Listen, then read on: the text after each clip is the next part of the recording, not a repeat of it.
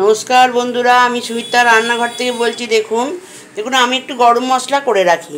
তাতে দেখুন এখানে দিয়েছি জিরে, দেখুন দারচিনি, এখানে দেখুন ছোটো এলাচ, লবঙ্গ, স্টার অনিয়নটা নেই বলে দিইনি, এটা হচ্ছে জায়ফল, জয়িত্রী, এটা জয়িত্রী।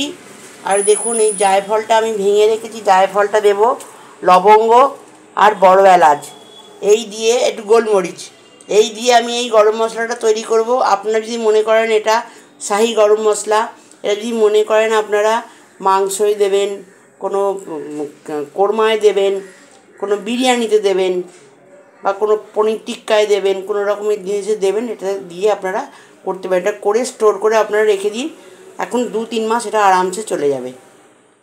দেখুন বন্ধুরা, মশলাটা কিন্তু পেশা হয়ে গেছে, দেখতে পাচ্ছেন মশলাটা দেখুন পেশা হয়ে গেছে, একদম মিহি পেশা হয়ে গেছে, দেখতে পেলেন।